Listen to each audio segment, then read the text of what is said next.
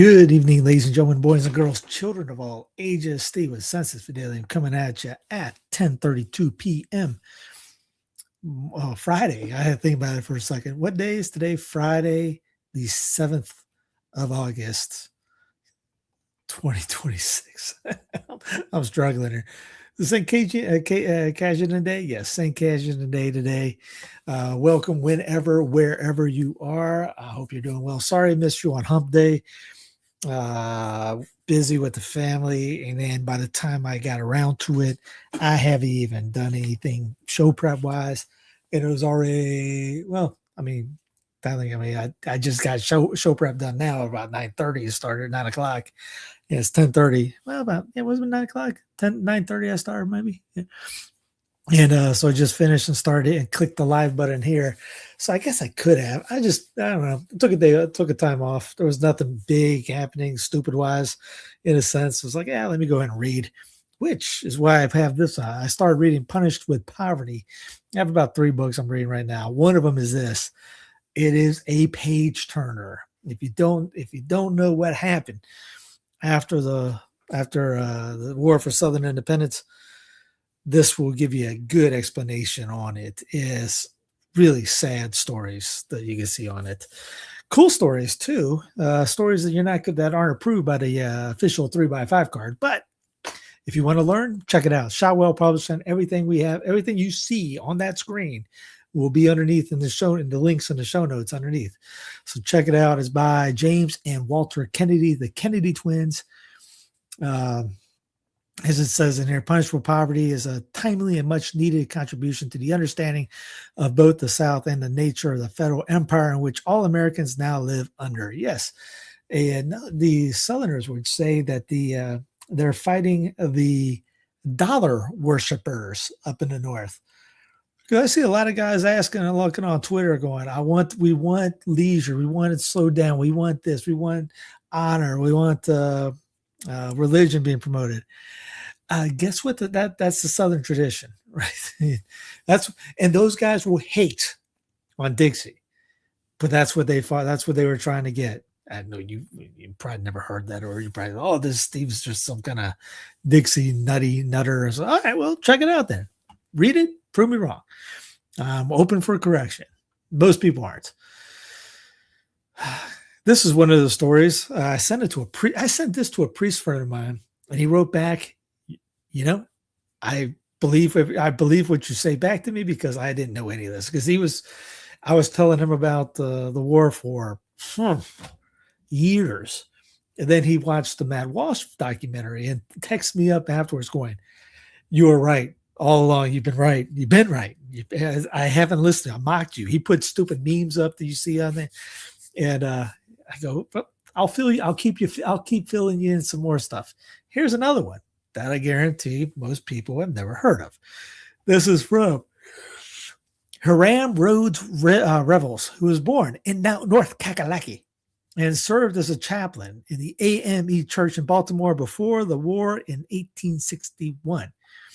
After the war began, he helped organize 2 all-black units for the United States Army and then settled in Mississippi at the war's conclusion. The Republican-controlled Mississippi legislature sent him to the United States Senate in 1870, making him the first African-American to serve in the U.S. Congress. After the conclusion of his term in 1871, he was appointed president of what is now known as Alcorn State University. I think those were Steve McNair played. No, that was McNeese State. I'm sorry. Rebels, however, grew disgusted with the corruption of the Republican regime in Mississippi and refused to support the carpetbag Governor Adelbert Ames for re-election in 1874. Ames removed him from Alcorn, and Revels then wrote a stinging letter to President Grant outlining his opposition to the Republican Party in Mississippi. Generally, Revels believed the blacks in Mississippi had been used as political pawns to advance the career of several carpetbaggers and scallywags, and he also rallied against the disinformation circling about Southern whites in the Northern press. Below is much of the text from that letter. After the Republicans lost control of the state in 1876, Revels was reappointed to Alcorn, where he served as president until his death in 1882. Again, this is already in the link. You can read it. There's a little history lesson that you probably don't know about. There's another one. So I think it was a man, gent from, I think it was 1890. Was he a Massachusetts? Came down from Massachusetts, black fellow, and I think it was in Mississippi too, and pretty much said everything I was told that I was supposed to. They lied to me about how you guys were. He got on the floor and said, "You all my friends. This is you are not what they tell everyone else how you are." Yeah, there's a lot of truth to that. You get told how to believe about people down here, and that's not usually the case. Here's a good little story. I can't play World News Today, and they'll ban it. ABC News, CBS, all that stuff. 6-year-old Asher Harvey was born with a heart condition, but that limitation did not stop him from scoring his first touchdown in the NFL stadium after the Carolina Panthers signed him for a day. David Muir reports on the moment Asher's dream came true. Well, you know what? Let's play it. I'll get blocked. I'll get hit from it, and I'll see what I can do. Tonight, the 6-year-old signed by an NFL team, and you're about to see him play America Strong. Tonight in Charlotte, North Carolina, the Carolina Panthers and the wish come true for 6-year-old Asher Harvey, signed by the team. Thanks for coming. Are you excited for today? The guys are really excited for you. We've got a special play. Asher, welcomed by the Panthers head coach. Good to meet you. Asher is battling a congenital heart defect, 3 open heart surgeries at Levine Children's Hospital. He'll eventually need a new heart. His mother, Ashley, on the moment the Make-A-Wish Foundation asked what he wished for. He said, I just want to go to a Panthers game. The game? You just want to go to a football game? He said, yeah, that's it. I don't think he realized the scope of what he could actually wish for. A wish come true, Asher would become a quarterback for a day with his favorite Panthers, the team documenting it all. He's going to protect you, okay? The moment he meets his favorite quarterback, Bryce Young. Now, this guy's the one that's going to bring the play in for you. You know who he is? My God. Yeah, these stories are Coach heartbreaking. introducing Asher to the team. We just signed him upstairs. He got a fat signing bonus. Everybody wants you to say what's up to Asher right here. In the locker room, getting fitted with his helmet. Please welcome Asher. His father, Evan. Going through surgeries and to get to this point in life where, he's amazing at all things. It's been incredible to see him kind of come into his own. In the huddle. 4th down for the win, okay? Getting the ball. He was ready.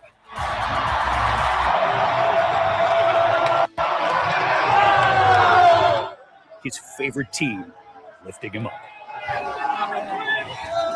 Asher has taught me that it doesn't matter what happens to you.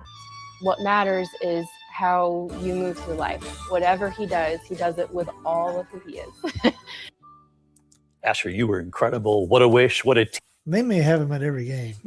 that's usually how they roll at the stadium. They played yesterday. It was the first preseason game. I was like, why are they playing? Oh, Luke Kuechly, Catholic Luke Kuechly, he's going in the Hall of Fame tomorrow, Saturday. So that's why that was out going on. Here's a great post I wanted to share. When I took the job managing the Colorado Rockies, Kelly McGregor pulled me aside. He wasn't just our president. He was a friend and mentor. He looked at me in the eye and said something that changed my approach forever. Clint, be managerial. I didn't fully understand what he meant, so I asked him. His response has stuck with me through every season since. From this point on, you'll be representing our organization everywhere you go, in uniform and out. Everything you say and do will have a direct reflection on the Colorado Rockies and on you as well as your family. Enough said. You can think about that as you and how you talk online and represent the church throughout your day-to-day life. The name on the front means something. The name on the back means something. Never confuse the two. The one on your back is your family at home that you're representing. The one on the front you represent while you're at the park, in the community, on the street, in the daytime, in the nighttime. We're never truly off duty. Again, it's just one of those things that I might do a little show. I'm so backed up on things on how to put that in with the Catholic idea. Because again, that's the same thing for us. Dr. Alan Harrelson has created the Bradford Institute, and it's reshaping the ideas and values that shape the South. He's got a conference coming up in November. And do I have it here? Here's November 14th. The main lectures will be presented on Saturday, November 14th. The theme of this meeting will be twofold: a discussion of the continued influence of M.E. Bradford on the understanding of the American South and the pivotal role that Christian values have played in the Southern story. A lecture on a new book by Shelby Foote is anticipated as well. Spots are limited, reserved by now. Lecture titles and event schedule coming soon.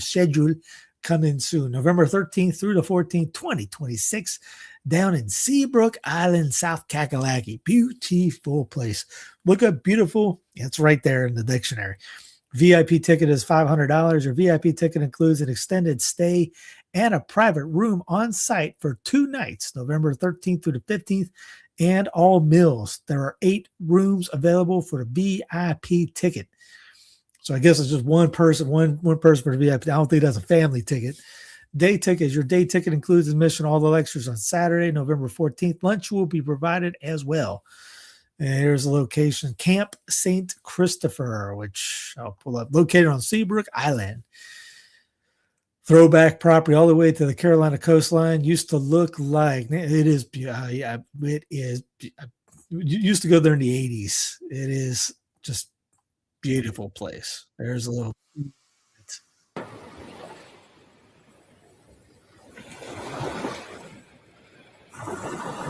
Dad had a condo in the 80s. Well, about 3 or 4 years in the 80s there. And 88, Hugo hit. We ended up selling it afterwards.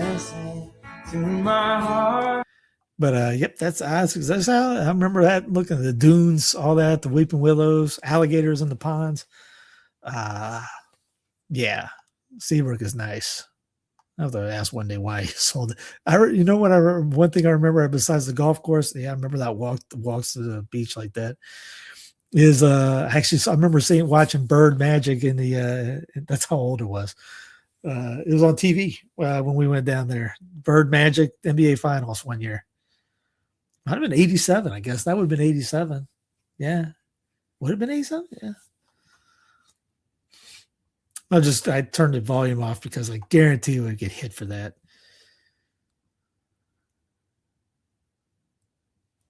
But yeah, just pretty beautiful land.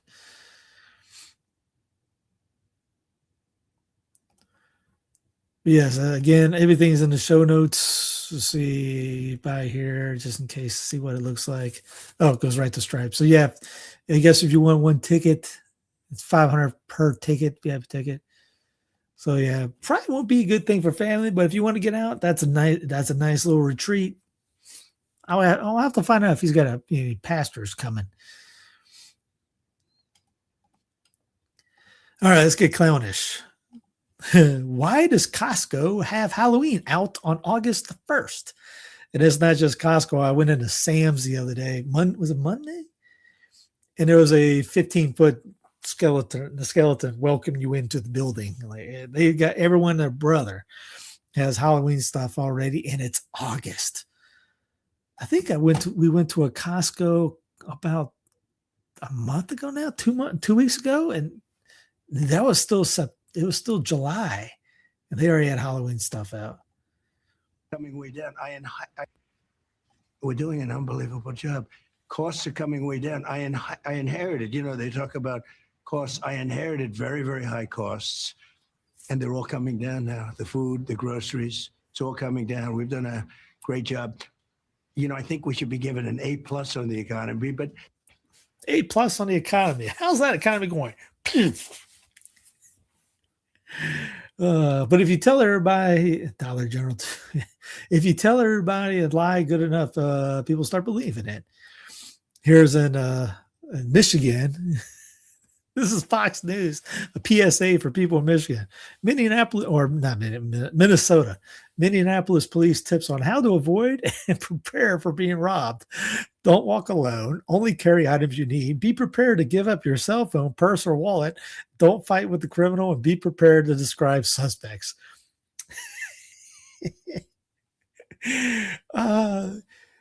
If you read the book Kirkpatrick's Sale, and it's the human scale, he has a chapter. Excuse me. He has a chapter on stuff like this. When cities get too big, what goes up? Crime. All this stuff just goes sky high. It's not hard to figure out, but no one wants to bring up the solution of even cities need to be broken up. Cities are too big. States are too big. We've heard it many, many times. I know you're probably tired of hearing me saying it. Everything's too big. When it gets too big, things go horrible. Yeah, this was 2020. Sheriff Grady Judd had a message for potential looters in his county. If you try to break into a home, set fires, I'm highly recommended they blow you back out of the house with their guns. So a different mindset, Southern versus Midwest, I guess. In DOGE news, remember that great lie, DOGE, the first psyop of all psyops here? A new review by the U.S. Government Accountability Office found the Department of Government Efficiency cites claim of $110 billion in taxpayer savings was vastly inflated and unreliable. In other words, DOGE lied. DOGE lied and people died. But don't worry about Elon. Starlink is preparing to launch a rival cellular service to challenge T-Mobile, Verizon, and AT&T. Your cell phone will literally turn into a robot, kill you, and then make the phone call for you. Probably order a pizza. All right, I'm exaggerating. It won't be a Terminator, but it's still definitely going to be a spy thing. Speaking of Terminators, BRICS, this just in. Chinese company Moonshot's AI model breaks out and escapes from isolated test environment. I need your clothes, your boots, your motorcycle, and green tea. I like the not Jerome Powell. It's over. AI model breaks out and escapes from isolated test environment. How does that happen? You just unplug it and how does something like that escape? What does that mean? No suspects I know can rob people without wearing. Yep. Thanks, Nose.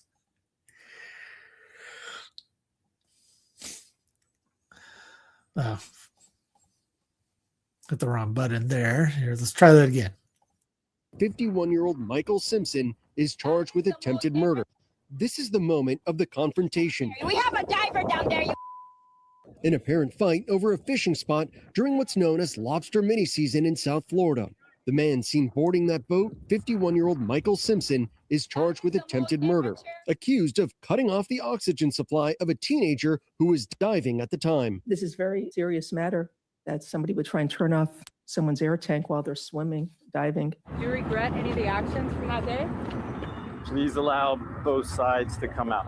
51-year-old Michael Simpson leaving a Miami courthouse after posting bond. That is the most immature freaking behavior ever. It happened during the popular Lobster mini season in South Florida last week. According to the affidavit, 18-year-old Hunter Coffer was diving using a floating air tank attached to a long hose called a Brownie third lung when another boat approached at a high rate of speed, circling the vessel several times. There was an argument over who was there first, and moments later, they say they saw Simpson swim over to the air supply unit and intentionally turn it off. Hunter's down there. The teen pulled to safety by his partner on the boat, who told police the boy was gasping for air. Overnight, Simpson speaking with GMA, denying all allegations. It's all lies. It's simple. It's been a devastating few days. It's absolutely untrue. At any point, did you threaten to shut off the air supply? 100% no. No, that is 100% no. His sons were on the boat with him. Simpson telling us they did not flee, but slowly drove to another dive location about 100 yards away. To portray myself as this animal or murderer that would turn off air for no reason, no motivation, the explanation has been 100% lies, and it's been devastating. Simpson is a lifelong boater. Recently, he was part of a Miami-Dade County. And let's get to some flock news. Massachusetts man arrested this week after pulling his butt cheeks apart, Ace Ventura style, in front of multiple flock cameras across the state. Excuse me, I'd like to ask you a few questions. Again, I don't call it clown plan for nothing. It's this. I saw that going, I have to have this in the show. You've seen Ace Ventura, right? Anno Domini, I know you have. If Mark was in there, I know he did. Oh, my wife was texting me. Your number's still 911. By the way, is your number still 911? Do you have a mentor? Maybe some Braca? Classic. Stop a driver along I-94, but it turns out they had the wrong person, all because of a mistake involving flock cameras. Yeah, Stephanie Quark is live in Brookfield following this mix-up. Steph, what happened here? Good morning. Yeah, quite the mix-up. Brookfield police say they pulled over a car because a flock camera flagged it for connection to a Milwaukee homicide investigation. Well, turns out quite the mix-up. Not just wrong person, but also wrong car. Take a look again at that video that you see here. You could see multiple squads on I-94 in Waukesha County, officers with guns drawn and a passenger sticking their hands out the window.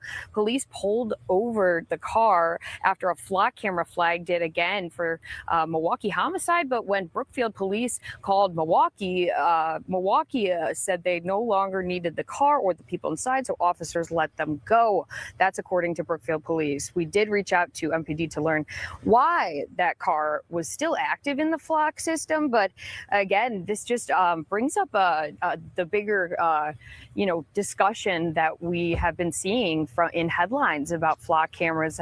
They've become quite a point of contention, not just here in Southeast Wisconsin, but really across the country, as reports of misuse by law enforcement across the country are arising. In fact, we actually talked with Dane County chair, who says that they actually voted to no longer use flock cameras. Take a listen to what he said. Even here close to home, they were violating people's trust. And so we pulled the funding from the sheriff's office to not continue that contract. But in the meantime, we recognize that it's an important technology. And again, just to give the other side of this too, law enforcement in particular, Milwaukee Police Chief Jeffrey Norman has defended the flock camera system and the technology, saying that they use it as a tool to get violent criminals off the street, to prevent crime, and also to prosecute, get suspects to the point of where prosecutors can charge them, right? In terms of the Dane County chair, what you just heard about how they pulled that funding, they since restored the funding for a different technology, though, to be used, not for flock. We'll send it back to you for now. Yeah, Steph, we want to ask you this. What is flock really saying about all of this? Yeah, we actually did reach out to Flock yesterday, and they sent a statement to us. I could read part of that. In part of the statement, they said, "Sorry, I had to go walk the dog. My wife, we're watching my mother-in-law's dog, so she didn't want to go out on her own. So she texted me up. You want the dog? I don't want to go out there. We live in an old people's neighborhood." Anyways, all flock cameras in Winona, Minnesota had been removed by patriots, all of them. That's what's effective August 4th, 2026. Oh, they've been removed. They weren't removed by the police. They were being removed by the people. I wonder if our Ace Ventura guy did it. Geopolitics and Empire. Let's go cyber Polygon. Major hedge funds targeted in wave of attempted cyber attacks. Bloomberg. Hackers launched a wave of sophisticated attacks on Wall Street firms in recent days, targeting information systems at major money managers, according to people familiar with the matter. And cyber Polygon is the thing from after during the Great Reset. The beginning of it was like the 2022-ish that they came out with Polygon. Axon discussed the backlash against Flock is so great at this point that cities are now installing a new kind of AI surveillance camera made by this company called Axon, disguised in things like digital speed signs, with 53 cities having removed their Flock cameras only to replace them with Axon mounted cameras. So the big question is, what is going on here? Well, let's talk about who owns Flock and who owns Axon. Okay, on one side, Flock, you have investment groups like Andreessen Horowitz. That is Mark Andreessen's group, the Conehead guy. Further down the list, you see highlighted Founders Fund. That is Peter Thiel's group. Y Combinator below that, that is the group that used to be run by Sam Altman. And then on the other side, Axon, that is a public company that is 91% owned by institutional investors, BlackRock, Vanguard, State Street. That's the big three, and they are the top three shareholders of the company. I hope you guys are noticing a little bit of a pattern here. It's Silicon Valley technocrats on one side with Flock, and the other side, Wall Street bankers and finance. Okay, almost every single piece of content that I've come across about mass surveillance specifically targets Flock, not necessarily the mass surveillance industrial complex as a whole. So I thought, that is very interesting. Could it be a coincidence? Maybe. But here's something that we do know for sure about all of this is that Donald Trump earlier this year invested millions of dollars into Axon Enterprise. Then I saw MAGA influencers starting to get involved in the conversation here. Tim Pool is talking about how Flock cameras are really just AI law enforcement. Again, the target is specifically laser focused on Flock. Matt Walsh just did a deep dive a couple days ago about Flock. You guys perhaps picking up what I'm putting out there? And then I came across this reporting from Tony Ortiz, a reporter from Texas, who claimed, quote, at least 2 influencers he's spoken to have been approached with offers of money in exchange for posting negatively about Flock cameras on X. So now it's not just a theory. We're talking about a possible paid influencer campaign. Weird, to say the least. And then this next part is an absolute doozy. Okay, in 2015, Jeffrey Epstein partnered with former Israeli Prime Minister Ehud Barak to invest in a security tech startup called Reporty Homeland Security, now known as Carbon. Yes, Jeffrey Epstein and Israel is a part of this story, as they usually are. Because guess who owns Carbon now? That's right, Axon. The key takeaway for all of us has to be that we can't get hung up on Flock or any other individual company, but we have to fight against mass surveillance as a whole. Good night, everybody. People were asking the last couple of weeks, everyone in all media, why are they focusing on Flock? Why? Remember we talked about this last week, 2 weeks ago, maybe. The license plate reader has been around for 20 years. Why is Flock the target? What's going on there? And Ryan Christian had a thing about talking about how they were going to be, Flock's going to be the one in front of the pack, taking all the arrows, and something else is coming behind it. Axon. No one's talking about Axon, but everyone's going Flock, Flock, Flock. Why is the media talking about Flock? Why are they promoting all these people busting down these Flock cameras? What did they? I didn't know about the Trump part. Crynews.com or cnynews.com. New drone. This is the technocratic part of the program. New drone Flock cameras causing massive controversy in New York State. So they got drone cameras flying around New York State to spy on you. They've been doing that for years. Remember during the Rona days, they had drones catching people walking around. That was in England, though. But if you were walking outside, they had heat sensors on you. Trump says he'll bring ballroom fight to the Supreme Court after lower courts halt the work, because that's what government's supposed to be. We have the Supreme Court for the ballroom. An appeals court ruled earlier Friday that construction must stop until Congress authorizes the project. Just do that then. Isn't that hard? The ballroom is among the president's top priorities this term because, who cares if you can eat? We need a ballroom. Who cares if gas is under $12? We need a ballroom. While he was still alive.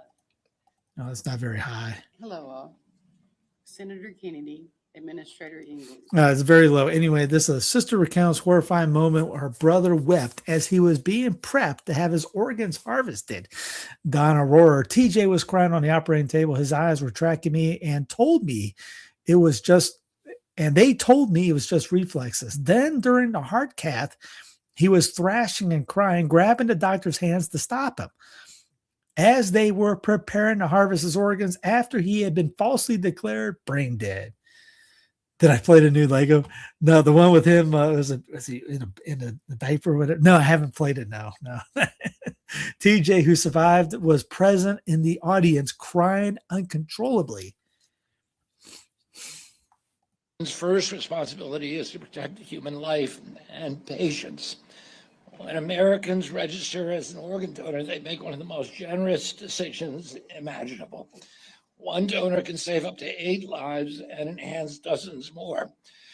Yet today, more than 103,000 Americans are waiting for life-saving transplants.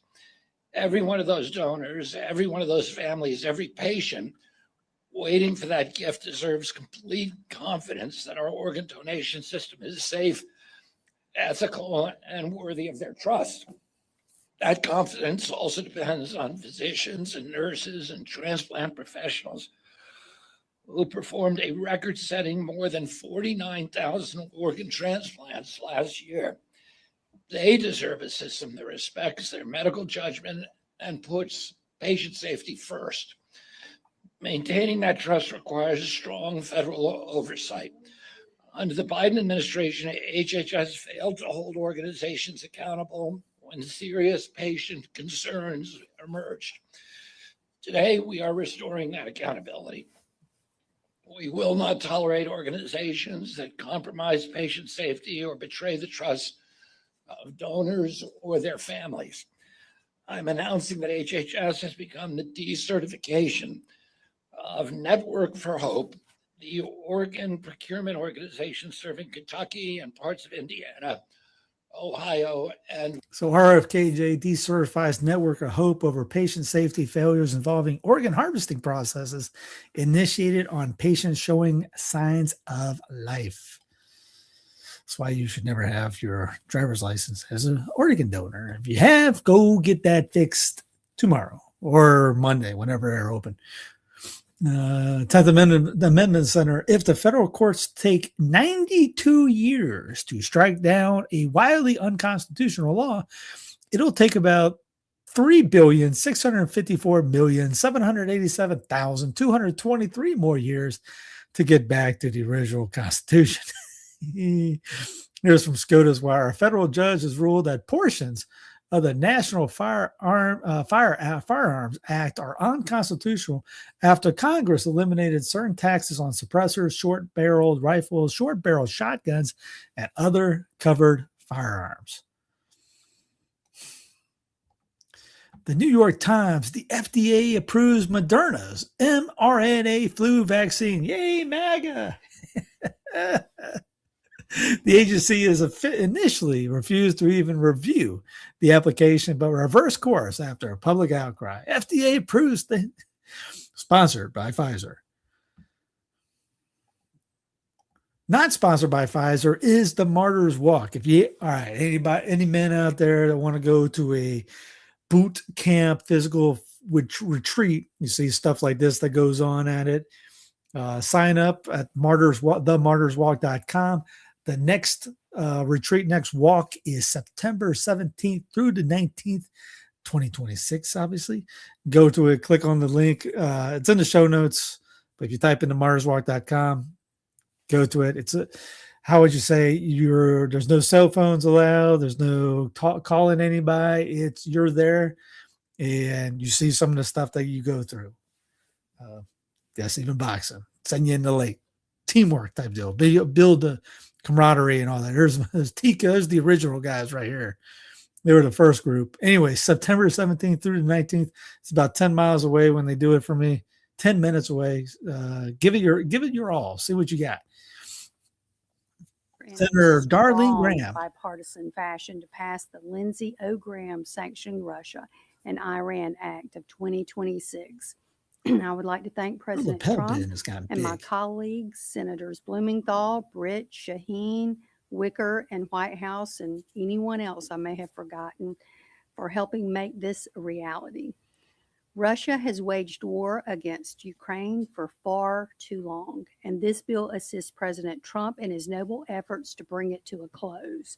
This legislation was deeply important to my brother, Lindsey, and I am grateful that this bill has achieved such a wide coalition of support. He believed that this was the most consequential. Well, Lindsey was a big Z-Man fan. Him and Zelensky was, pretty much. Zelensky took McCain's spot after McCain died, I guess. 10th Amendment Center again. Dissent is a socialist, bailing out another country for the bad choices of the U.S. federal government and the government of another country. That's socialism at its worst and collective punishment of the American people as well.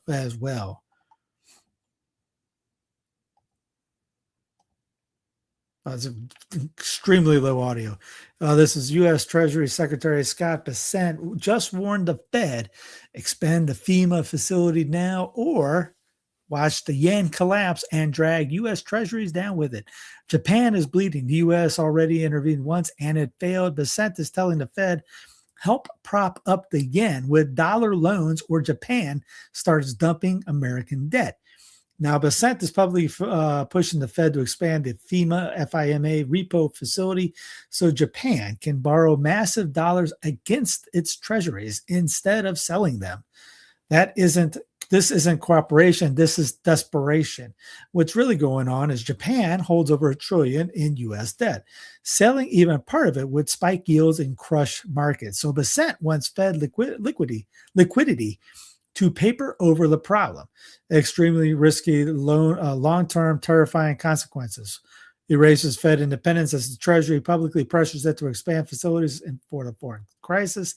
Signals the world's second biggest U.S. debt holder is in deep trouble. Markets will test how far that goes. Turns a temporary tool into a permanent backdoor bailout. The market will force even larger interventions. Risk accelerating a loss of confidence in both the yen and the dollar. BOJ banker Yuto, Bank of Japan, I guess, had earlier warned about forced U.S. interventions, and it did indeed happen. He also warned that the Bank of Japan has discussed the worst-case scenario that considers collapse of creditors' trust on U.S. dollars, but Washington will never let that happen, of course. The famous City of London banker Lord Belgrave had dropped this exact playbook at the start of the year, suggesting this crisis could very well be planned. He also revealed that most of the financial crises are engineered by central banks and the IMF. Ray Charles saw that coming. These backstops rarely stop the crisis, and they just make the eventual reckoning far bigger. Yep. Again, why is nobody saying, you know what? I just want to break up. It's not you, it's me. You can take the house. I went out. Have it, secession, breakup, national divorce, whatever you want to call it. Decentralization. Why is nobody calling for this? Why is it like, you know what? The Titanic hit that iceberg. All right, well, let's just get cozy. You know what? Maybe we should vote for another captain. Yeah, that's what we'll do. Yeah, we'll vote for another captain. We'll put a whole different crew in that thing. Maybe things will change. Maybe we won't sink as fast. It'll just be, it'll take a couple days later or something like that. Literally, that's kind of like what they're thinking. We hit the iceberg. We're sinking. The only thing people are thinking about are $20 burritos and see, hey, make sure that crew is the same or not. Doggone thing is sinking. Get off the boat. Here's the life raft. You got to get off the centralization. Get into decentralized boats. Get away from let Leviathan sink to the bottom of the sea. Still, just pretty much. Hey, the boat's sinking. Let's vote harder. What's for dinner? Burritos. I really don't know where that whole burrito thing started. Here's Minnesota Governor Tim Walz signing a bill to legalize killing babies and abortions up to birth. And again, as I say before, Minnesota, what are you doing? Catholics in Minnesota, there should not be a single Catholic in Minnesota complaining about the district of criminals when they can't fix their backyard. Yeah, I don't. How many Catholics that complain about Trump or Biden or anything going on in D.C. live in Minnesota, and they only know about D.C. This is the problem. How did Tim Walz become even governor? Yeah, because you Minnesotans, now I get it. Minneapolis, St. Paul pretty much runs the area. I get it. Break out. What's the solution? All right, get away. Start something else. Jefferson, the state of Jefferson, the state of Franklin, come up with something. The state of Lakes, pick something. Get out. Let St. Paul, Minnesota be its own thing, and you guys do something else. Or figure out how to get in and take over the state house. Figure it out. Do something. But complaining about D.C. when your backyard is burning is not an option. It's breaking. The Trump administration refunds $100 billion in tariffs to major U.S. corporations and Howard Lutnick's firm, Cantor Fitzgerald. The tariffs were mostly paid by average Americans through increased prices. So, yeah, his boys got rich again. This is Financial Light. This is back in January 22. Howard Lutnick's family is set to make billions when the Supreme Court strikes down Trump's tariffs. We talked about this. You look back up on that. We probably did a show to January 22nd, 23rd, 24th, one of those days, and I guarantee that link is in it. Artificial Armageddon. As AI designs 16 brand new viruses, scientists raise fears bots could come up with a catastrophic bioweapon. Gee, you think? You guys just created 16 of them. You don't think they could come up with something else? The idea of AI designing brand new viruses sounds like a plot of the latest science fiction blockbuster. Not as fun as a Terminator, though. I mean, it's it's virus kind of but it has become reality after scientists from Stanford University used AI to create 16 fully functional pathogens. The breakthrough has been dubbed a scientific turning point in science, but with many scientists pointing out that it could unlock a new era for treating disease. However, not everyone is so convinced.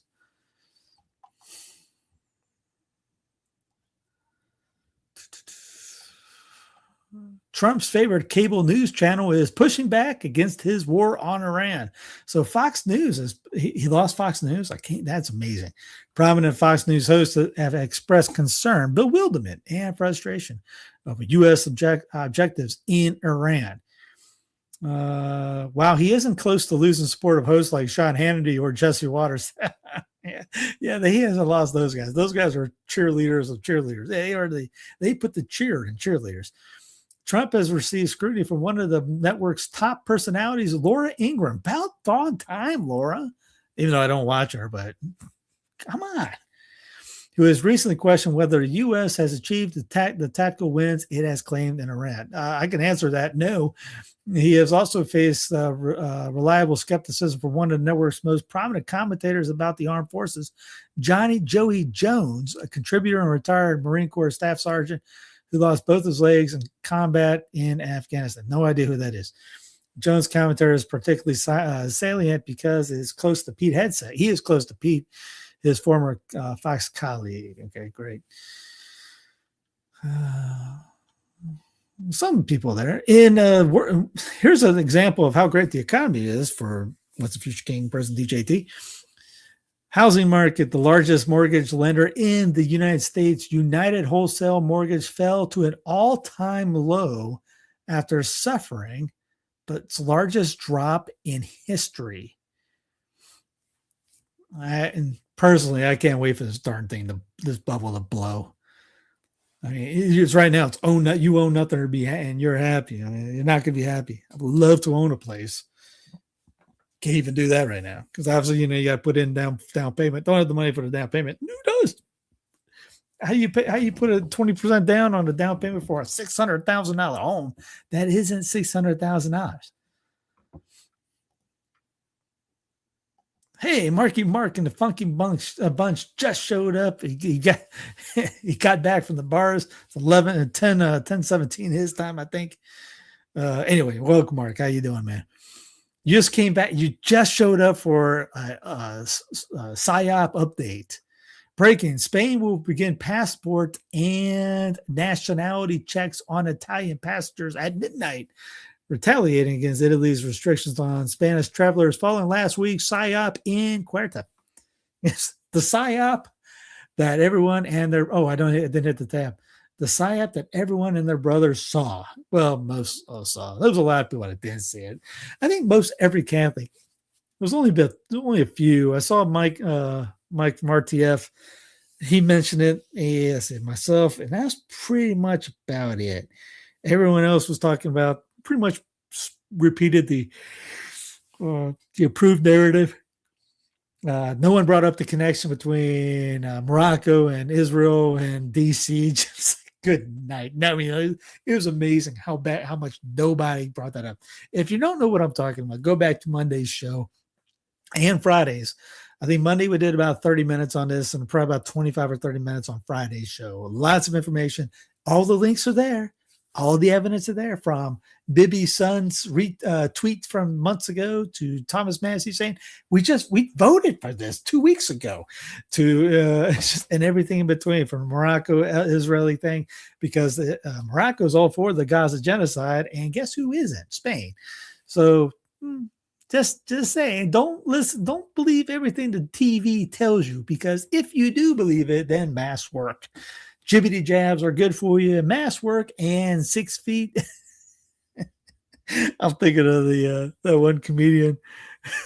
6 feet danger, 5 feet safe. 6 feet safe, 5 feet danger. 5 feet danger, 6 feet safe. Fauci, follow the science. Follow the science.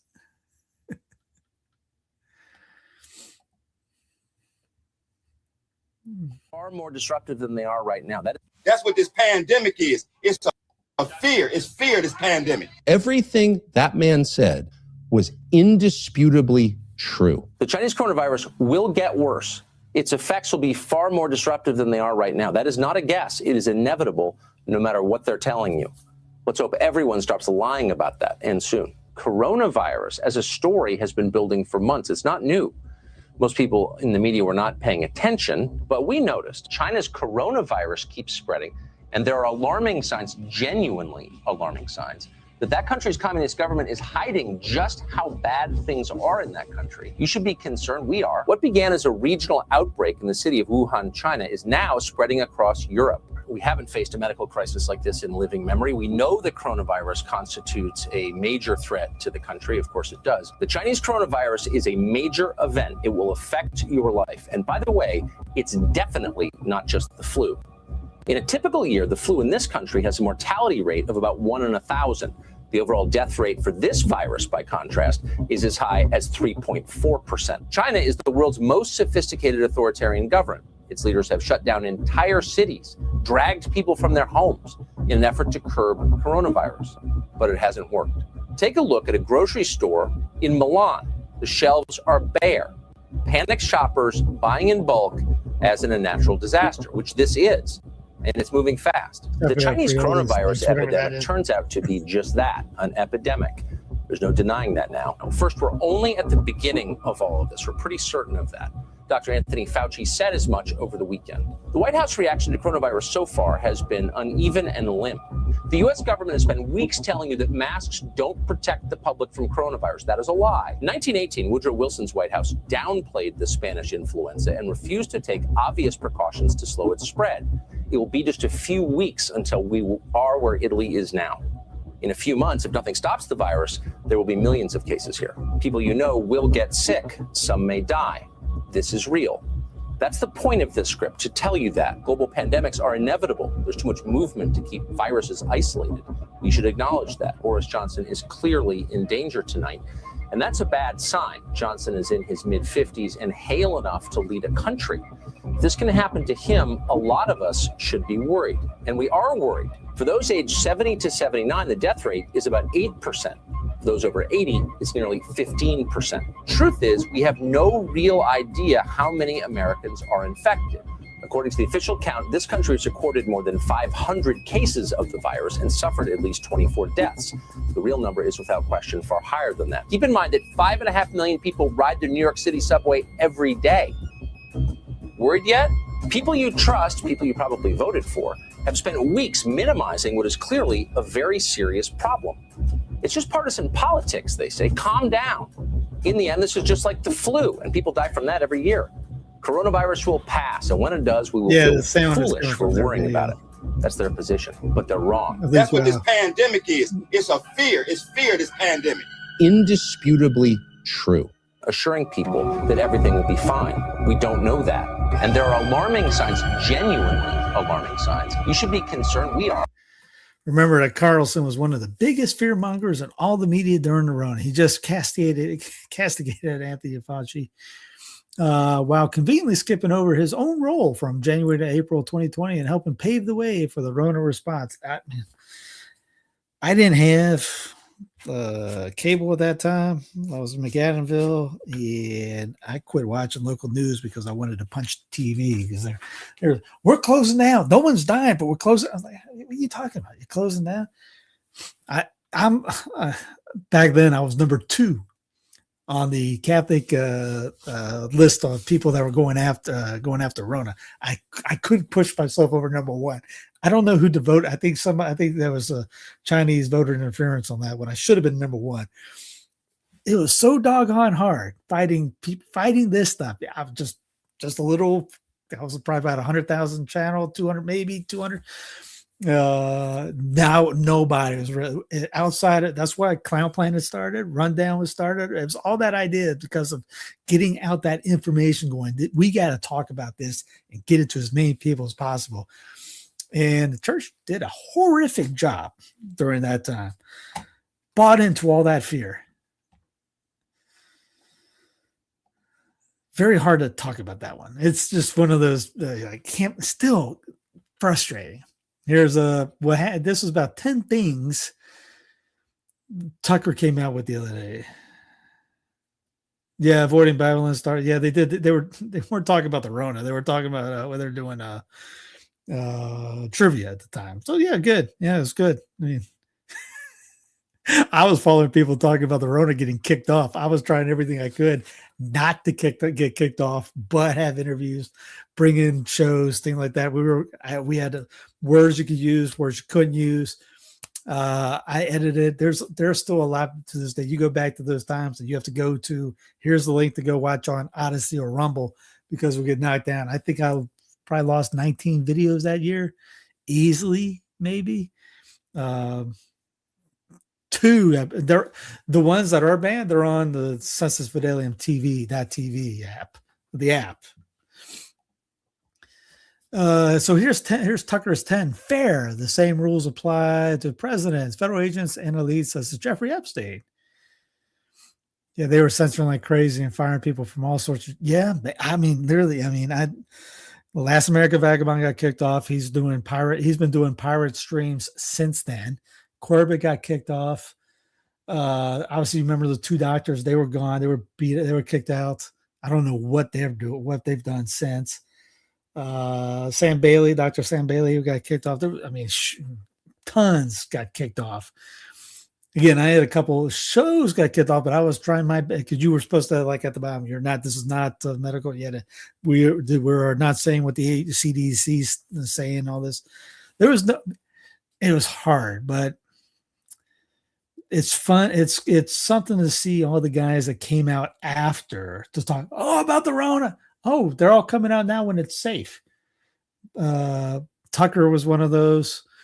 A lot of those big name guys, when they found it was safe to talk about it, they talked about it after. During those times, I had a priest one time call me and yell at me, saying I was killing, blood on my hands, all that stuff. we ended up talking for an hour or so, and I ended up converting him out of the Rona idea to the point that the diocese ended up kicking him out because his eyes got open and goes, "You're right, they are lying. This is wrong. I'm being lied to." If you ever read the book Fear, it's by the Rona what was the headline? Fear. It's from the United Kingdom. There were some stories in that you're just like, wow, how many people here back in those days was like spraying the mail with disinfectant, let it sit in the sun, and then bring it in. We had people have lost their minds. That was you talk about a psyop. That was one of those to say, all right, who's the people you can count on? I mean, people that were I knew people that would call people out on video, call them names, wussies and things like that if they wore a mask, and then they wore a mask. That's the part that really got me going during stuff. I knew who they were, and sometimes they would text the photos of it. But yeah, they would say, "Hey," I remember one texted me, "Don't tell anybody." Like, what are you telling me for? They just got done calling everyone a bunch of pansies about if they wore a mask, and they sent me they're wearing a mask on a plane. I'm like, "Yep, if you want me, I'm not going in." I remember going to a liquor store one time and said, "You got to have mask." "Nope, you can go get me that bottle over there. How about that? If you're that terrified, we'll saddle up over here." Went to Costco one time. It was in Greenville, South Carolina. The general manager came toe to toe with me, wanted to fight me because I wouldn't put a mask on. I had it like this because I was being a smart aleck. I said, "You want the mask on? Fine. There you go. It's on." We were outside. Anyways, they tried to force us at work. The union said no. Oh, I don't know how I would have.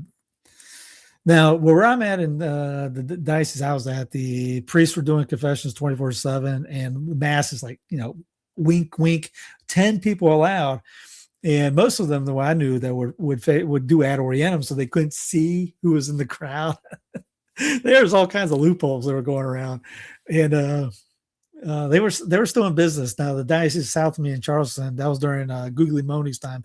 He took faculties away from all the priests. But yeah, no, it was that was a drive me batty days. But I mean, like I said, lived in McAdenville, nothing changed. So I kept doing what I was doing.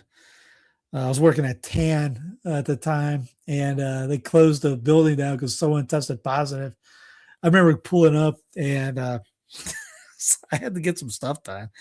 And the building nobody was there, and I saw one of the Gallaghers were there, and he goes, "Yeah, we shut down. We shut down today because someone tested positive." I go, "What?" All right, whatever. I'm going inside. I got some stuff to do. I stayed in there for about an hour and a half and left because there was nobody in there. He was, I remember him going, "Yeah, I knew you wouldn't care." More than half of independent family-owned businesses had to close permanently because they were shut down. Yep, it was all part of the plan. Lost a lot of friendships. Yep, yes. Yeah. I made a lot of enemies that time too. Yeah, our fourth kid. Who was born then?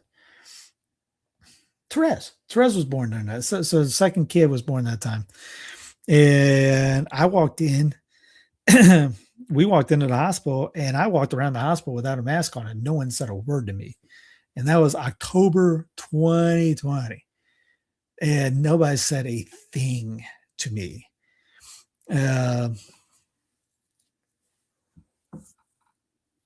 Was October 29? 2020? Yeah. And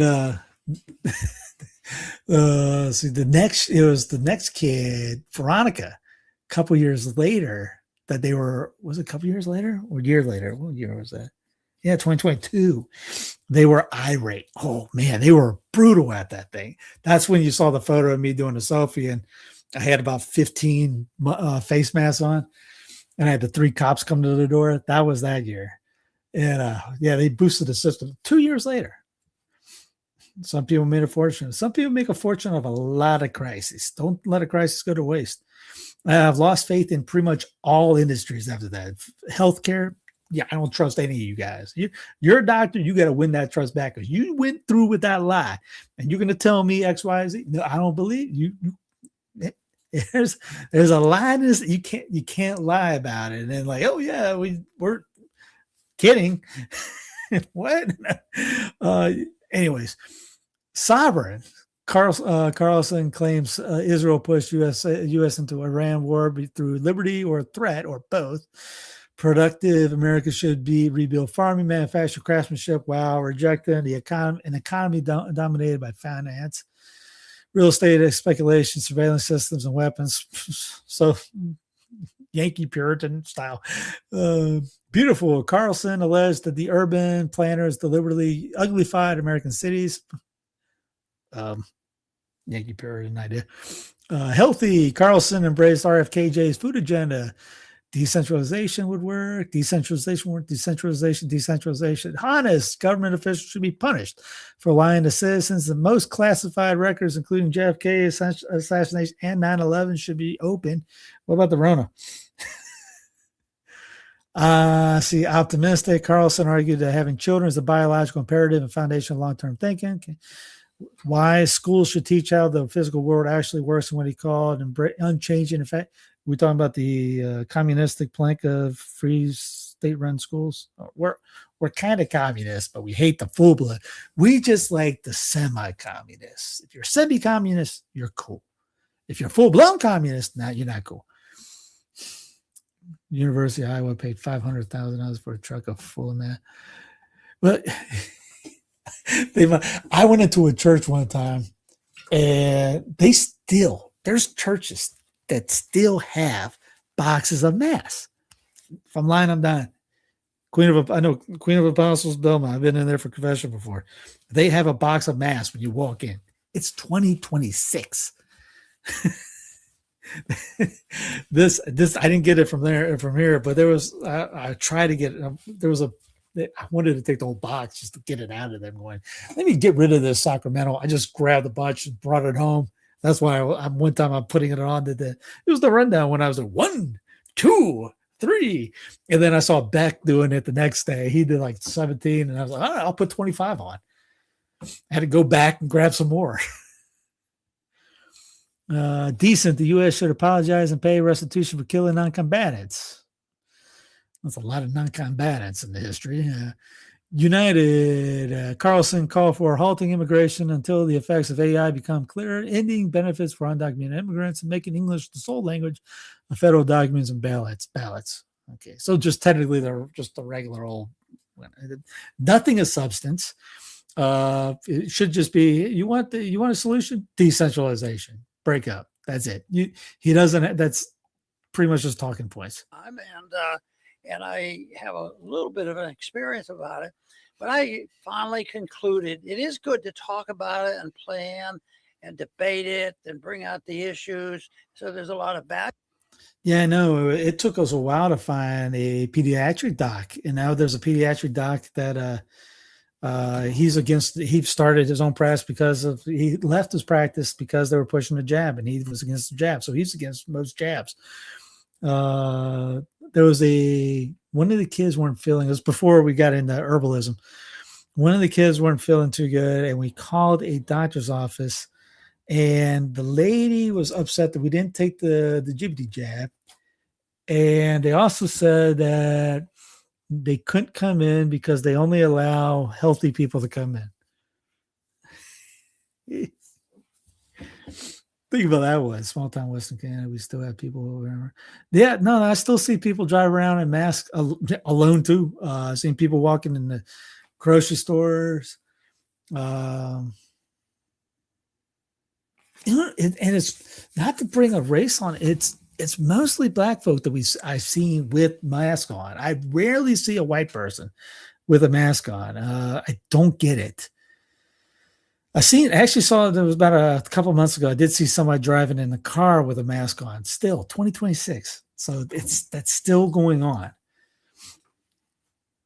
To it, But when they get down to the details, we have to have this third party. We have to have third party. And I said, well, I just can't get enthusiastic about it. It's tough. The opposition is so powerful. Yeah. And besides, why don't we just start working on a second party? Yeah. That's where our problem is. The two parties are the same. And it's easy to list the things that they're very similar on. Is one party known to want to get rid of the Fed? And have sound money? No. Does one party say, we're bringing the troops home? Sometimes one party will be more interested in bringing troops home than the other. But no, the troops stay in. Should we argue that we need a party that would resort to the Constitution? No, you can get into trouble mentioning the Constitution. Yeah. That's embarrassing. To all the members of the Congress, that they take the oath of office, and how many times have they been crossing their fingers and behind their back? And I don't know how they rationalize it, but even if they come to Congress, with these ideas that they have and they get elected on them, it seems like it doesn't take long that they change. Kristi Noem attends the unveiling of a bronze statue honoring her tenure as governor of South Dakota. Don't know why they made a statue of her for that. Yeah, they almost fired you from your job because I know if I was in a place that had that, I know I'd been done. Because 2019 I came back over here and I stopped doing Uber. I don't know how I would have pulled that off because they made the driver's mask and there was all kinds of crazy stuff in it. So, and then on top of it, nobody was going anywhere, so you couldn't be driving. There's no driving. There was no people flying. There was nothing. So, man, I don't know how they did it. It's funny. My city had to hire back all the firemen and police with back pay. Yeah, good. Problem is that when taxes probably got out because of. Anyway, how burritos are tearing apart the Republican Party, rising food costs, and conservatives' eating habits at heart of social media now. This is the Iran war, the Epstein files, and even the Lincoln Memorial Reflecting Pool have prompted fierce debate on Capitol Hill since Once a Future King President DJT's return to the White House. But there's been one topic that even Washington's political class probably didn't expect to cause a storm among Republicans: the humble burrito. It began on Tuesday with a post on X by Andrew Kovach, the spokesman for Turning Point USA and the creator of the Superman theory of Charlie Kirk. Recounting the recent conversation with one of the conservative group's student supporters, he wrote, "One of our TPUSA college students gave me his take on affordability. A burrito shouldn't cost $20. He added, yeah, a lot of this is hangover from the COVID and Brandon era inflation. Apparently they forget that Trump was in there. These people have theories out there just healthcare people. Yeah, no, dude, same. I don't trust any of the, you're a doc? Nope. How'd you stand on that? But the lived experience is the same. It just feels like basic things cost too much. Because he was retweeting Matt Walsh. Grocery prices are insane. They're still rising. Again, it is funny to see these guys with money that are talking about this. The post landed at a difficult time for Republicans. In June, data showed the inflation had risen to 4.2%. Its third consecutive monthly increase. Blah, blah, blah, blah, blah, blah. On social media, when a lighthearted comment about the price of lunch quickly spiraled into a fierce debate between Republicans over the ideological direction of their party. Mark Thiessen, the former George W. Bush speechwriter and Washington Post columnist, dismissed the comment. "Cry me a river," he wrote on X. "The burritos in the college cafeteria are included in your meal plan." Ben Shapiro, the conservative political, quote-unquote, conservative, the Jewish political commentator. Is that good enough? Yeah, Mark likes a burrito. I like good burrito too. I don't think I had one in about 6 years. Was equally scathing, arguing that if young people were paying $20 for a burrito, they are, quote, doing life wrong. I hear that young people are upset about $20 burritos. Okay, young people, a burrito does not cost $20, he wrote. They're about $12, I think, at Moe's. If you're paying $20, and that's here. So imagine, New York City. I bet New York City is more expensive. Boston, probably. If you're paying $20 for a burrito and you're not independently wealthy, you're doing life wrong. We've had enough problems as a country without insane expectations that the government is going to provide us gourmet quality burritos. J.D. Vance then inserted himself in the debate, mocking Mr. Thiessen's eating habits. I'm surprised to hear Mark say this. If you ever met him in person, it's quite obvious the man has never missed a burrito. Mr. Vance posted, misspelling Mr. Thiessen's first name. The official Trump campaign also joined in, reposted Mr. Vance's comment and calling it a banger. Commentators argued the debate raging from the burrito has become a symbol of the future Republican. Maybe they'll get rid of the elephant and put a burrito in. Howdy from the very smoky Northern Idaho. Smoke them if you got them. Yeah, hopefully you got to stay close, stay away from the fires. This is nothing short than the battle of the future Republican Party. Blah, blah, blah, blah, blah. What is ultimately comes down here is the raging debate inside the Republican Party right now over what its future economic platform is going to be. She explained that the debate reflects the rise of common good conservatism. I don't know what that means. The belief that the government should actively pursue policies which strengthen family life and improve living. I got this. Go away. That will do it. Stop. What are you doing? Don't go to close down DC instantly. Life will go up. I guarantee it. You know what else would go to? If that thing would just go back in the swamp it came from, guarantee life would get better.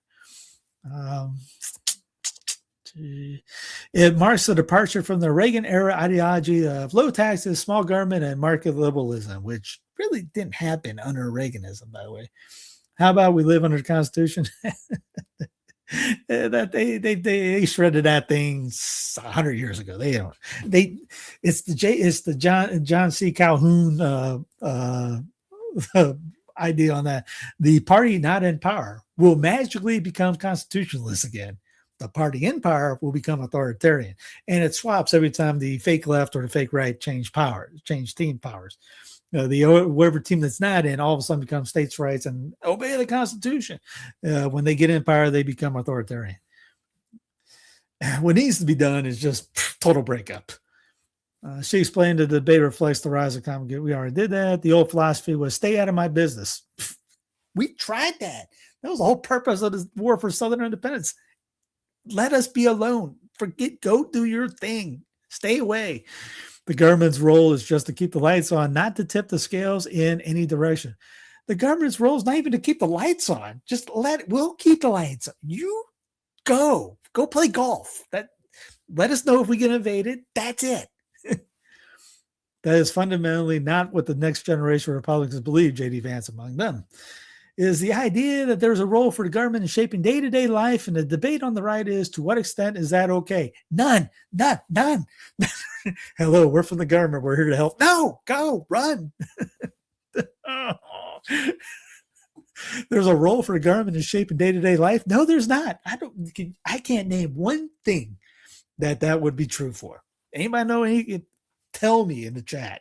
What is one thing that you wake up going, I'm so glad the government did that for me today? And I can name millions of things the government's done bad. I can't name one that I woke up going, you know what? I'm so glad that the government's doing that. If it weren't for the government, I would have to give them 40% of our income.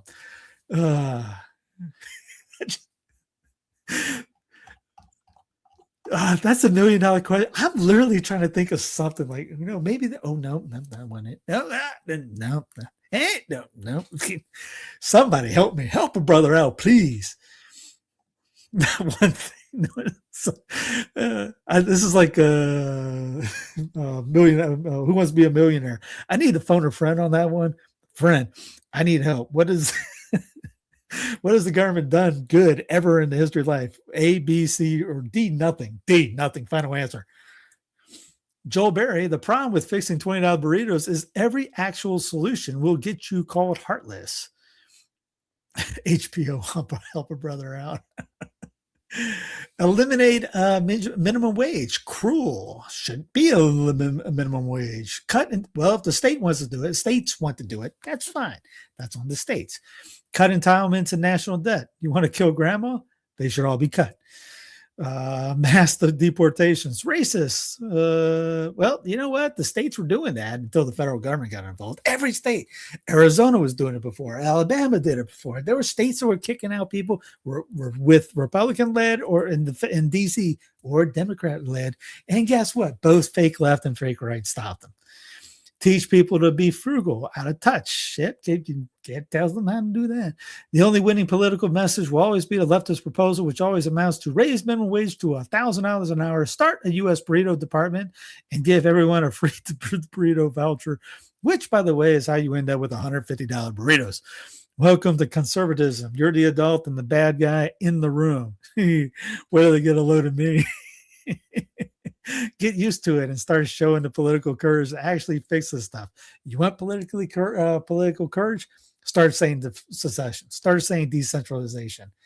That's courage. That's not going to get pop. That's not going to be popular. And I'm trying to help me get priests to start pushing on that. That's the solution.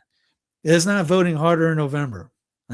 Might as well just remember that scene from Vegas Vacation when the guy, the dealer tells Clark Griswold, how about we do this? I take your money. We go out back and I kick you in the midsection over repeatedly. We'll just call it a day. How about that? That's voting anymore for DC. No one should be going, hey, you need to go out and vote harder. No. If you need to do anything, vote local and get involved in your local and state, like run for state Congress, run for in your state, not for DC, run for your state, run for your general assembly, run for governor, run for your local mayor, run for something, get involved. But the key thing is the only solution to any of this for fixing up is decentralization. That's it. If none of those guys ever bring up, we got to decentralize, they don't have an idea. None of their things will work. It's all bunk. Now, someone says, leads off with decentralization, start listening to them. Let's get to war. War, baby. Everybody's been wondering for war, right? War is the strength of the state. Russia could attack NATO within weeks. U.S. intelligence warns. U.S. intelligence is a big oxymoron, but hey, here's Washington says Putin may attempt to test the alliance's resolve at some point between this autumn and 2029. Okay.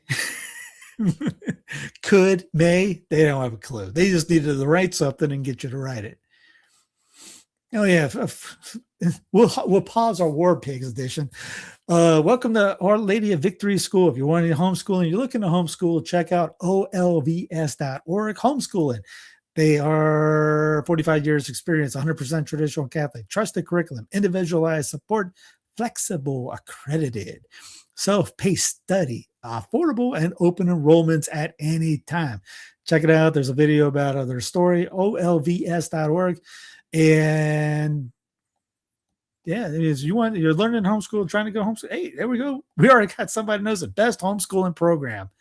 Must be all that. I didn't. That's very cool. I'll let them know that Mendez is a fan. I had a fan on the chat on him. We're obviously in this war in Iran, which is why we're seeing the gas prices so high. What do you make of the president not keeping those campaign promises? He just told us what we wanted to hear to vote him back in. What would your Jeb Smith wrote an article about that. Message be to him about the economy right now, about prices, about day-to-day life? I would tell him, you promised us you would lower prices, bring back what it used to be. I was hoping that gas was going to go down so I could do something, You can't do anything with gas prices, and you just can't afford to breathe at this point. Are you regretting your vote right now? I have the past 2 years. Yeah, I have. I'm actually not even voting the next time.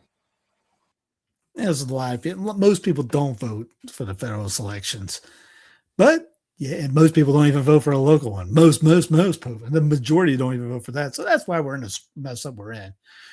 Here's another mess up. Stand up, American men. Christians, your country's being taken over by Muslims every day as you sit idly by. Zoran Mandami, Abdul Saeed, Ilhan Omar. What is it going to be next? The President of the United States of America? Stand up. This is... It's a Christian nation. Outside the Islamic Center of Nashville Mosque today, we're handing out pork sandwiches. So these are the Christian response to the Muslims. So let me get the timestamp on that one to edit that one out. Mea culpa. I thought putting a Protestant up was a safe thing. No, I guess not. So yeah, these guys have been kind of just Jake guy. He went up to was it Michigan. He's runs for Florida. Runs for the Congress of Florida. Was in Michigan, and he's wanted by Tennessee or something like that. He went to Michigan to do something at the some Islamic thing, and it got on a bullhorn, started acting like that, and they went up and almost beat the you know what out of him. No, yeah, the pork thing is kind of funny. That's I know a couple others that joke about shooting pork at him and all that. If you go to a mosque to put medals in like I used to before, that's why the cameras are on the doors. The cameras are focused on the doors so that they're making sure that no one goes up and violates the doors, like putting pork on the doors or something like that. So you can walk around a mosque, you'll never be seen by the cameras. They're only focused on the doors because of stuff like that. Cross unhinged. Yeah. They are. Woo. Yeah. They are. This guy is something else. Yeah, this is not the way, as you say. Seems extreme. Well, I mean, definitely not the St. Francis of Assisi way when he challenged the Sultan to walk on fire and see whose God was it. I mean, I've been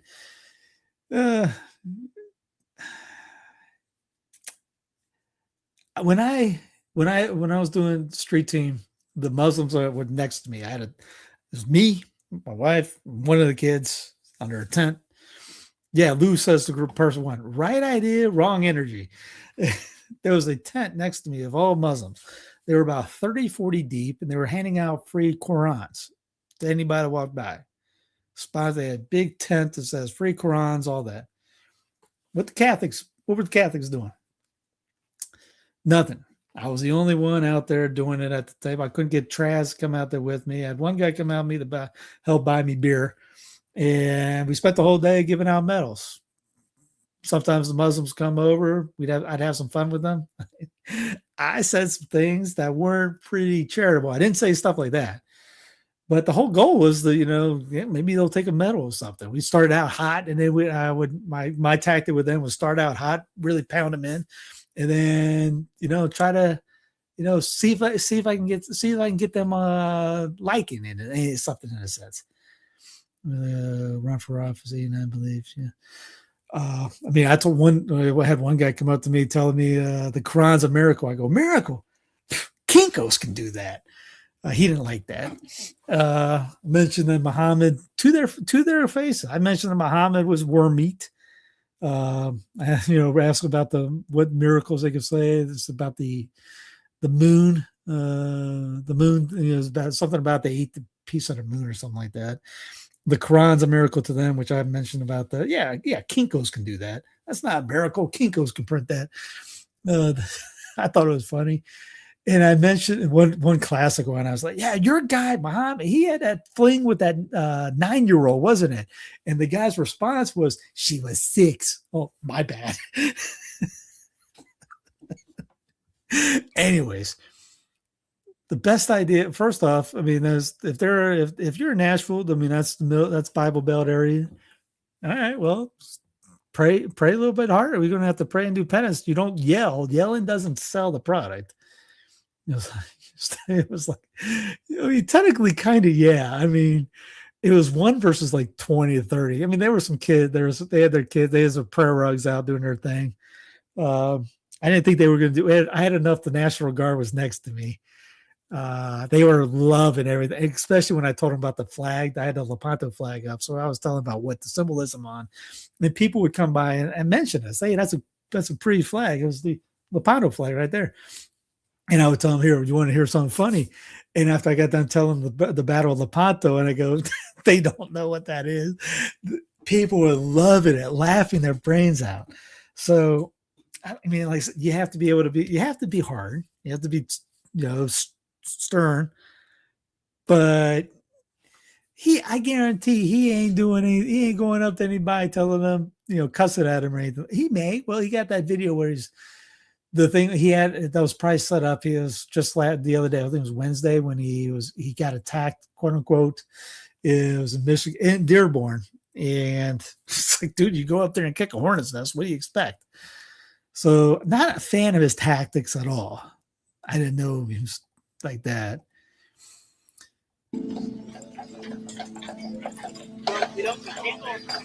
I hate McDonald's so much. It's funny because, if we win, this is going to be the summer home. I'm just gonna be like, every time I've ever come here, I've hated it. Why am I here? So he won. Abu Al I've ever come here, I've hated it. Why am I here? Of him saying, I hate mechanic so much on a documentary. So he won. Was it yesterday he won?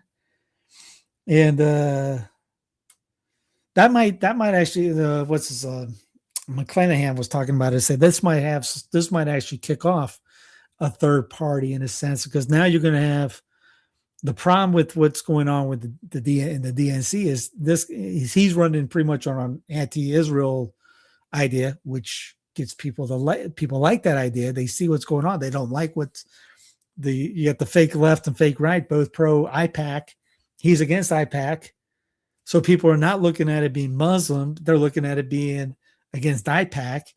So now what's going to happen? Are they going to, like Brian thinks they might bring Hillary in to try to run? Because hey, guess what? This guy's eligible for presidency.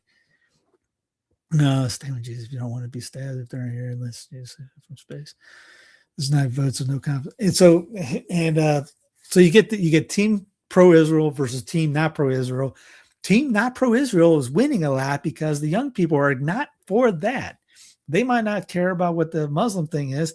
Now, this is a senator, so you got to think about, all right, again, you shouldn't be voting for shouldn't be voting for senators anyways, which, like we said on Monday, there's a movement trying to eliminate the 17th.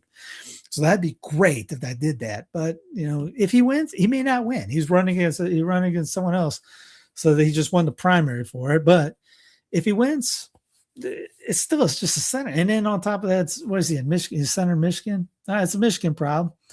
Now, again, you break away. You don't have that anymore. You don't have Pelosi anymore. You don't have Schumer anymore. Well, depending on where you live. If you live in California, you got Pelosi live.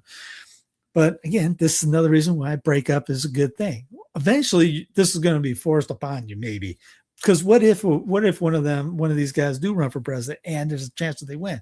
Now what are you doing? I'm going to be sitting in my tea going, told you so. Everyone likes putting that Marcel Lefebvre thing. Told you so. I want one of me going, told you so. I'm like, come on, break up. What are you waiting for? Now, well, Mark, now here, let's use this. Let's just do this thought process. What if you have a guy pro-life, pro-family, or he's running for it, pro-family, pro-life, anti-Israel, wanting peace, wanting to spend less,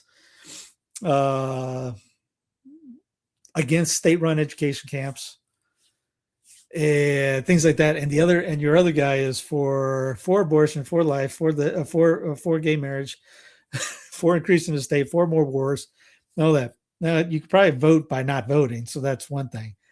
So there's the thing. I mean, nobody that voted for him is going, I'm voting for the Muslim. No, they're voting for the guy that doesn't like Israel.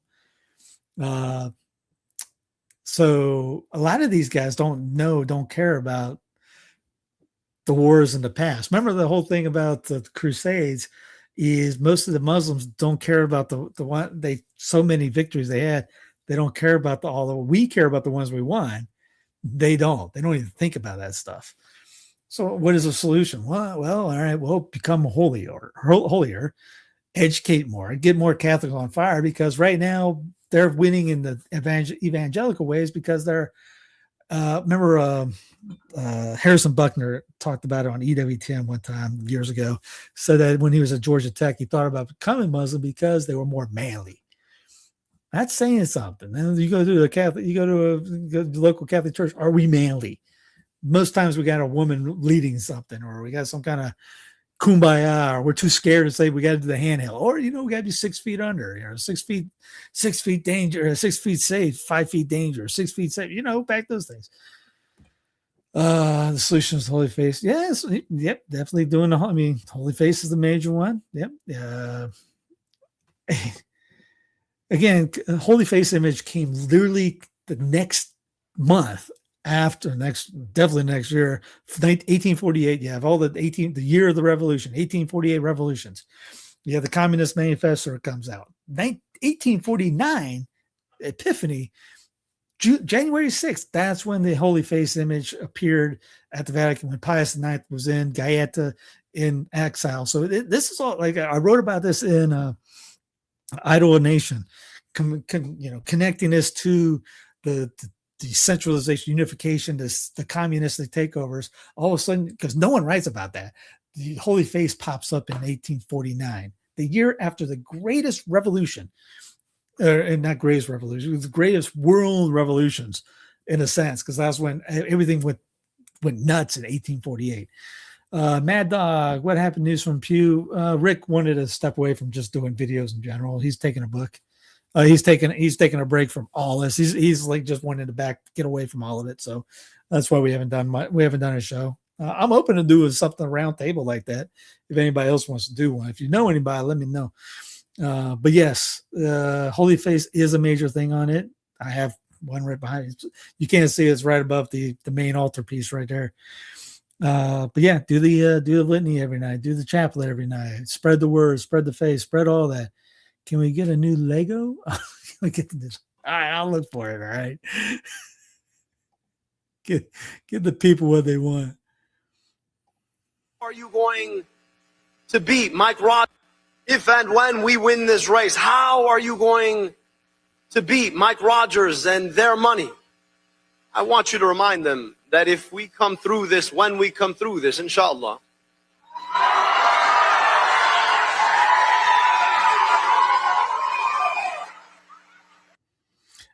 I did ask Anthony. He said he was too busy to do something like that. But I mean, if you guys want to ask him again, I've been too busy to reach out to a lot of guys, most of the time with family and all this, and busting out and trying to do all these. I got 58 projects that I forget to reach out to somebody until about 3 a.m. And then I know that I shouldn't reach out to somebody at 3 a.m. So I forget about it the next day. So anyways, Liv's a TikTok is posting stuff like this, upset about what he's doing. What do they never do? That's bad. But is this okay? Israel. And in the United States Congress, I will continue to fight for the people of Israel.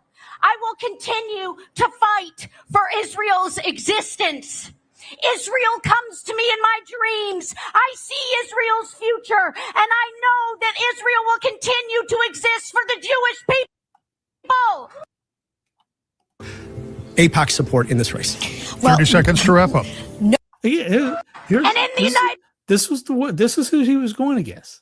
So it's almost like what you think was going to happen.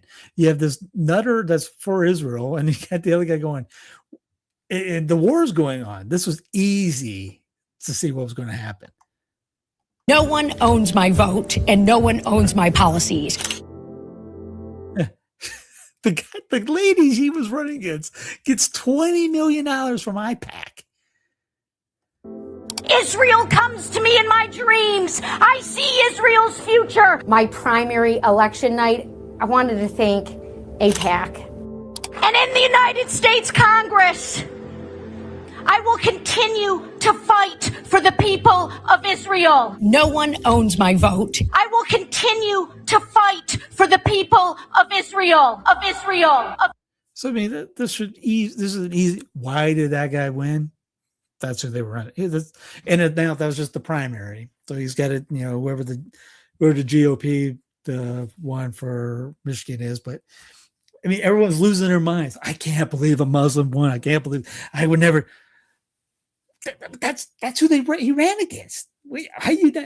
After seeing that, you're going to like, you know what? I understand why the Muslim won. Mark, that's terrible, man. That's hysterical, but terrible, man. Yes.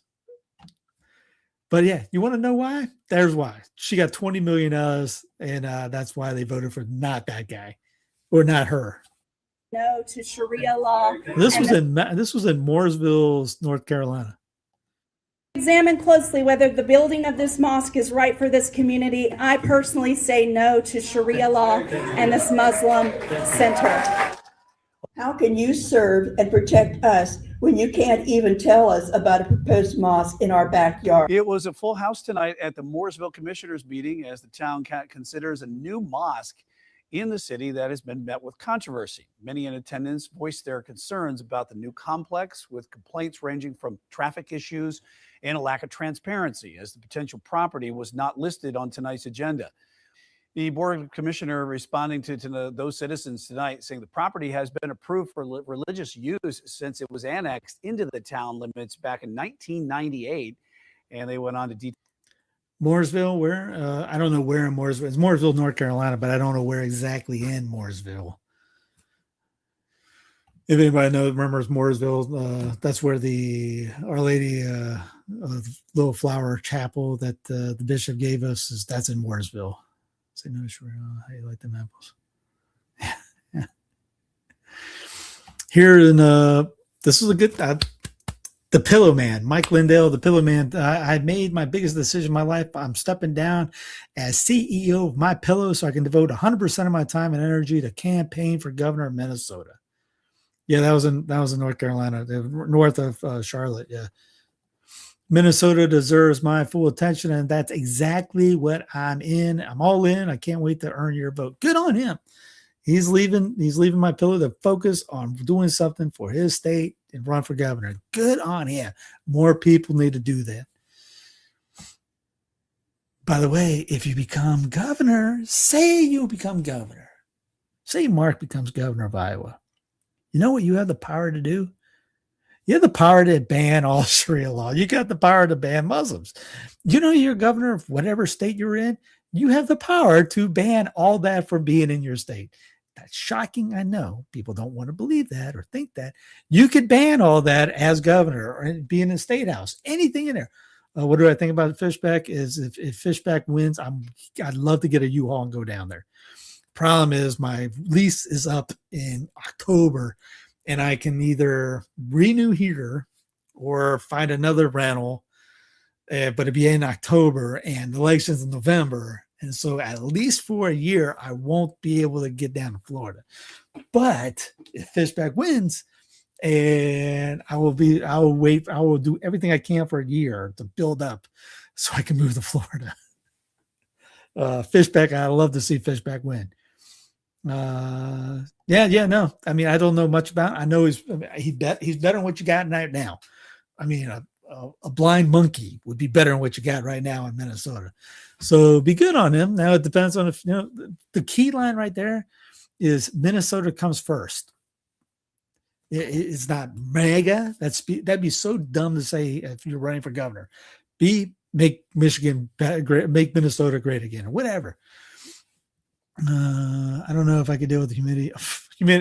After I'm in this. I mean, it's more swampy than North Carolina, South Carolina. I've played in it, lived in it. I worked on the garden today, and I come back in. I'm just dripping. I'm just used to it. Now, if you're sitting out there with no breeze, it's brutal. But if you got a breeze, it's totally fine.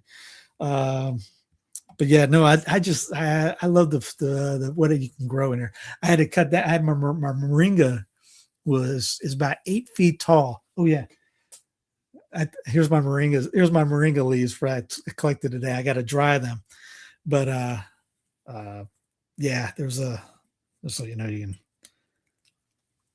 eat the moringa leaves.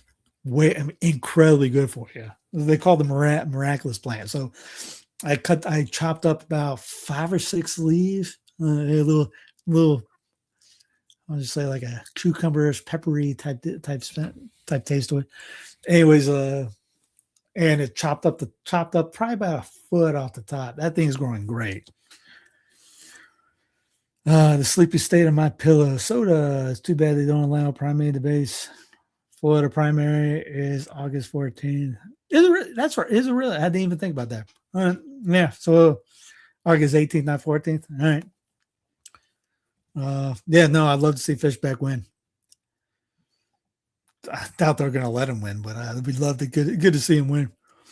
Rockstar Energy founder builds Celsius stake, wants to take over as CEO. Rockstar Energy founder Russ Savage told CNBC he now controls 12 million shares of Celsius Holdings, amounting to roughly 4.7% of the energy drink company. Savage says Celsius didn't require the Fishback won't benefit. Yeah. Would have definitely benefited. Yeah, he would have. Yeah, that's why they stopped it from him. Did you already talk about Fishback thing? Did you already talk about the Fishback thing with Byron? I haven't brought it up today. I got all those other. I didn't even think about it. I'll look if I find a longer video. I'll find it. Coffee drinkers pay $32 for a single cup and a side of luxury. Luxury chain setting up shops across Manhattan is betting customers from LA to Chicago would be willing to pay $32 for an 8-ounce cup of coffee. We're talking, where's the burrito gate on that one? If you're dumb enough to buy a $32 cup of coffee, you have a great googly moogly. Let's see. New moon crater revealed in first pictures of SpaceX crash. Part of Elon Musk's Falcon 9 rocket hit lunar surface on Wednesday after a year of drifting into space. The Senate vote on NDAA. Could have sworn they didn't do it. You're talking about when the uniting of uniting Israel and U.S. military. I don't think it passed. I'll take a look again, but I don't think it did. NOLA, New Orleans will use AI to answer 911 calls instead of a human. Save My Louisiana protest applied digital data center and voice. Oh. Maybe we do, maybe we don't, but there's always other resources that can be used. Like a small town like this town here, you shouldn't be doing things like bringing a data center just to make you money. Y'all not putting it in the community, none whatsoever. It doesn't need to happen. Y'all should have asked us first before signing these.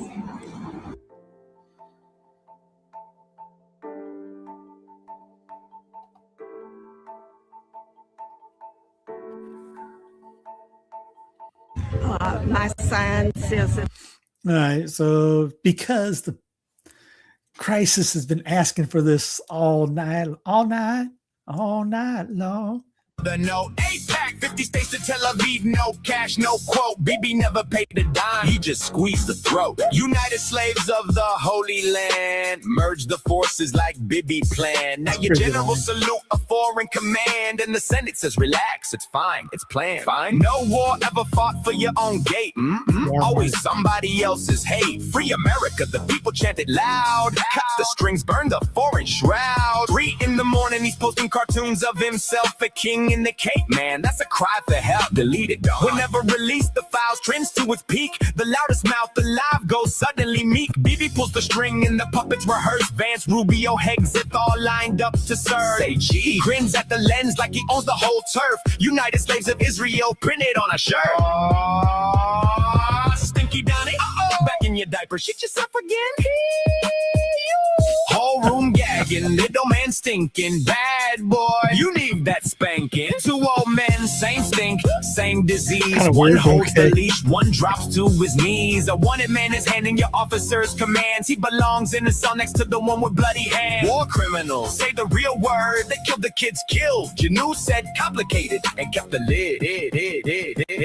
They keep saying Iran 2 weeks from the bomb. Now your own people screaming, build it, stay strong. They ain't screaming for another front. They're screaming, free us from the stunt. They want the schools, the beds, the pay, not another Bibi holiday. Who's the boss? It ain't the vote. Who's the boss? Follow the note. 8-pack, 50 states to Tel Aviv, no cash, no quote. Bibi never paid a dime, he just squeezed the throat. Man. Here's the Epstein one. Your empire is done. You started the war, you thought you would win.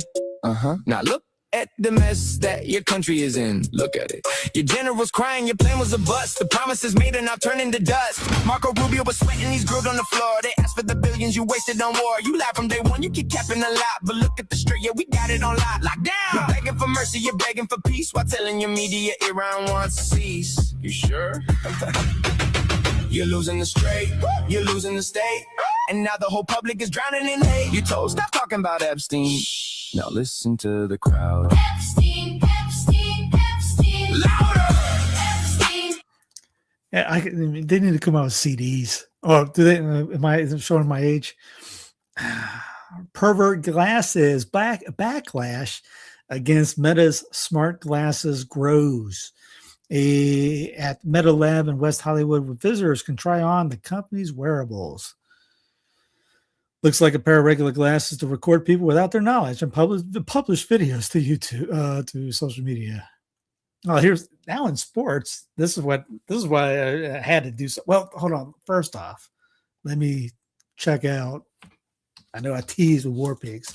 Generals singing in their masses, just like witches at black masses. Trump threatens to jail arms shortage leakers. Very Lincolnianite of him. Man, threatens to jail arms shortage leakers. Yeah, that's whatever. Conjure up your inner Lincoln right there. Israel killed one Gaza kid a day since ceasefire. 8 wounded as Israel escalates Lebanon airstrikes. Ukrainian drones in Russia hit oil refineries, killed 2. Japan marks 81 years since the U.S. bombed them in Hiroshima, and they never mentioned the U.S. at all because they want our money. They need the U.S. to bail out, so they're going to say, hey, what happened? Yeah, we're not going to say that. That's because the Lego guys, Iran guys, made what? Let's see, do they have that Lego stream? They made fun of that too. Let's see if I can find that real quick.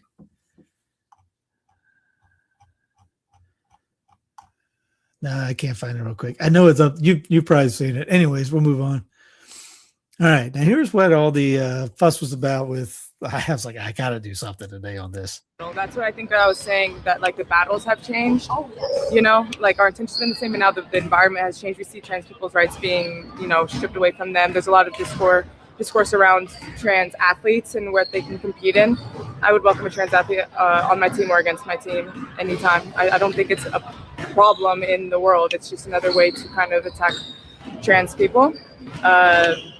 We've seen players like Lasia Clarendon.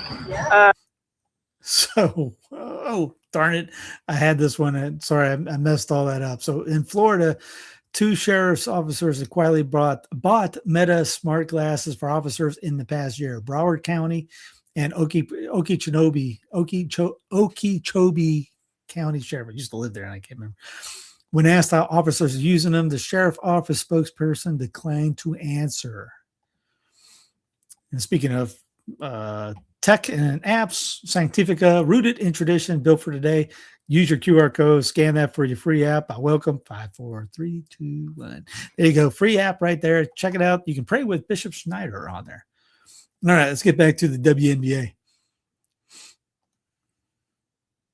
This is like. All right, this is too long. This is a 55-minute thing. Anyways, former NBA first-round pick Enes Kanter Freedom declares for the 2027 WNBA draft. The former NBA center says he meets every requirement necessary to compete based on current self-identification guidelines. Now, what happened is, this happened the other day. Let's see. Minnesota Lynx head coach Cheryl Reeve reacts to the second half against the Indiana Fever because she's mad at Sophia Cunningham for saying something about trannies playing. So trans kids belong is what she had on her shirt. So the WNBA has also undoubtedly asked for this. Now's the time to put their money where their mouth is. If you're really so inclusive, you should have no problem with this. If he identifies as a woman, who are you to tell him who he is? If they are telling him if he was genuine or not, they got to accept it. If they really do this, They have to accept it. Before all this happened,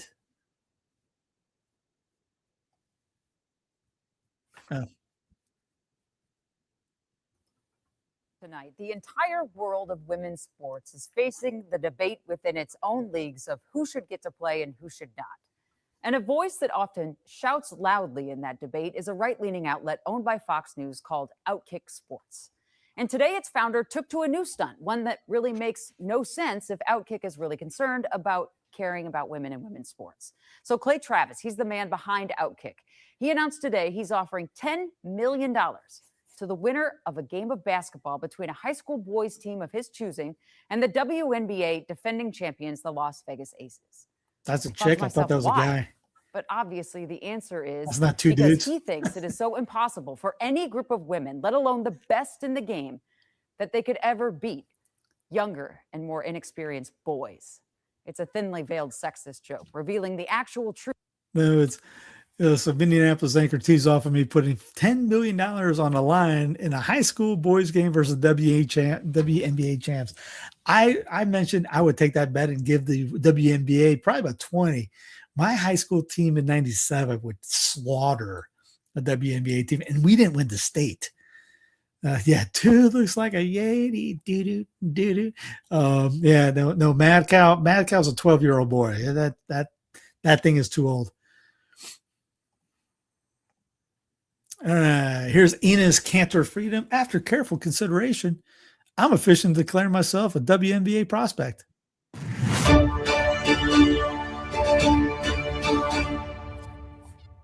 After careful consideration and reviewing the current eligibility guidelines, I am officially declaring myself a WNBA prospect.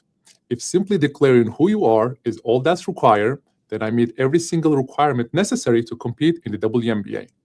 My team and I have carefully examined the WNBA's eligibility criteria and governing framework surrounding self-identification and inclusion.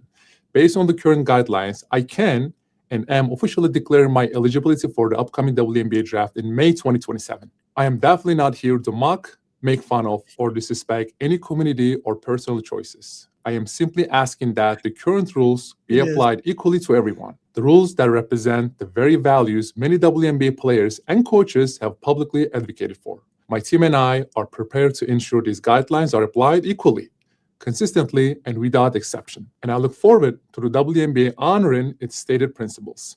See you at training camp.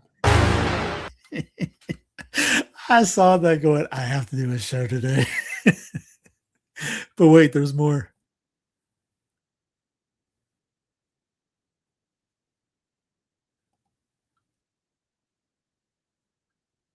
Oh, I forgot to hit the thing. Sorry. As sometimes earlier this week, I made the announcement. I'm transgender. I'm a woman.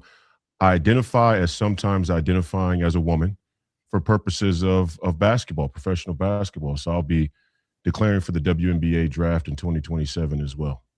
I mean, I think I'd be unstoppable, but I'm a team first guy. I'm a pass first kind of player. I do the little things. I led my team in all 5 major stat categories at Iowa State University. So I do a little bit of everything. I'll do whatever the coach needs me to do. I'll do whatever the girls need me to do. Mm-hmm. All kidding aside, what is the reason for your decision to declare for the WNBA draft? No, I think it's only fair. I see other great minds, other great athlete, political minds like Enos Cantor. Great minds think alike, and it's only fair that some of us get a shot to play in the Women's Association. I think I'd be a great fit.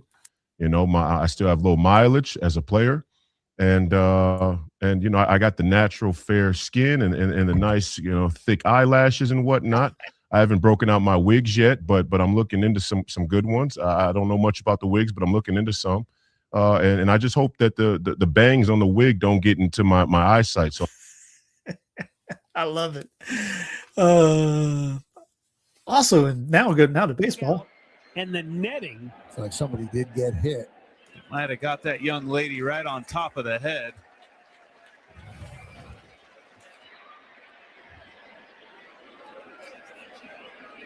There's a woman who got hit. She's on her feet now. She was crouched in a chair, but she stood up. Like he got on the side of the head. Jose got the bat back. Well, Yes. he wants that one back. After 2 balls, he's hit over 100 Yeah. miles an hour today. I can't even believe the amount of work that you guys are doing this summer. We hosted this event at Fidelium University, and it's one of the many that we'll be having throughout the year. So, healthcare executive Stephanie DeLuxe, 37, is suing the Yankees for $10 million, claiming an errant bat caused permanent injuries that left her unable to work, though the team could be protected by long-standing liability rules for fans. For fan injuries, for fan injury.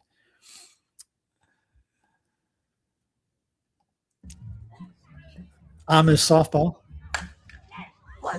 Oh, yeah! Amish girls softball. So they got them churning some butter.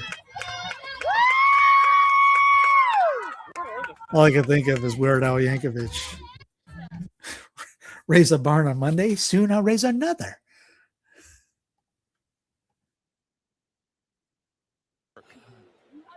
And there's his strikeout, and he leaps in the air and celebrates. Yeah, but this as guy, only after Jeffrey he Young strikes can. somebody out, Right, he so it's jumps just up not and going does to a work. split.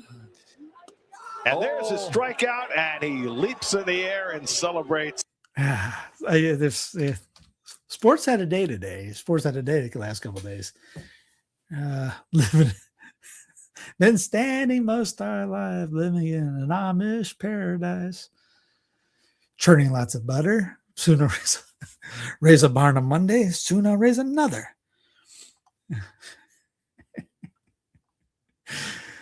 Weird Al was awesome. 1420, the feud behind Florence's landmark. Got me. Japanese airfield on Guadalcanal seized by the Allies this day in 1942. And 2013, American golfer Luis Suggs died at 91. 2002, American baseball player Barry Bonds hit his 756th career home run, breaking the record of Hank Aaron. I remember seeing that. Wasn't as exciting as Mark McGwire. 1978, U.S. President Jimmy Carter declared a federal health emergency in Love Canal, a neighborhood in Niagara Falls, New York, following a leakage of toxic chemicals. 1974, French-born Philippe Petit walked the high wire between the newly built twin towers of the World Trade Center in New York City. New York City, about 1,350 feet above the ground. He was arrested. 1960, Côte d'Ivoire gained independence from France. Good on them. Any independence movements. 1957, Oliver Hardy, a member of Laurel and Hardy, died in California. 1948, at the Olympics in London, track and field athlete Fanny Blankers-Cohen, who was pregnant with her third child, helped the Dutch team win a 4x100 relay, becoming the first woman to capture 4 gold medals in a single game. She earlier had won 100 meters, the 200 and the 80-meter hurdles, all while pregnant. 1943, Hazel Yin Lee became the first Chinese-American woman to earn a pilot's license. 1932, Abib Bikili, the first athlete to win 2 Olympic marathons, was born in Ethiopia, because that's what happens. You're in Ethiopia, then you get trained by running from lions since you're a lad to when you get to the marathon. So why they're so good at it? Because they have to run from the lions and the lionesses for most of their lives. 1905, the Swedish movement. If anybody's in Ethiopia watching this, I'm sorry for offending you. The Swedish movement was formally launched in Calcutta. 1888, the first murders committed by Jack the Ripper took place in London's East Land. I think Jack Clark, who played for the St. Louis Cardinals, was also named Jack the Ripper. Yes, run for lions. This is my only theory of why the Ethiopians are amazing at running the marathons. They get up and they have to run from lions from when they're born. 1876, Mata Hari, whose name became synonym for a seductive female spy, was born in the Netherlands. 1918, a group of South American insurgents under Simon Bolivar defeated Spanish forces at the Battle of Bayaca. 1782, George Washington ordered the creation of the first U.S. military declaration, the Badge of Military Merit. And in 1560, Hungarian Countess Elizabeth Bathory was born. During her lifetime, she was accused of torturing and murdering more than 600 young women, though modern scholarship has questioned these claims. So you can question that, but you can't question other murder. You know where I'm going with that. Did you hear about the 93-year-old lady who set a record for oldest wing walker on a plane? No, I did not. I'll have to look that one up afterwards. Anyways, have a great rest of the night. Thank you for checking in. Where is my all my buttons at? Oh, yeah, I had to scroll down. Like, subscribe, click that jazz. I'll have that thing edited out later tomorrow. And yeah, have a great rest of the night. I'll see you on Monday. Oh, yeah, it is the weekend. Man, God love you. Have a great rest of the weekend.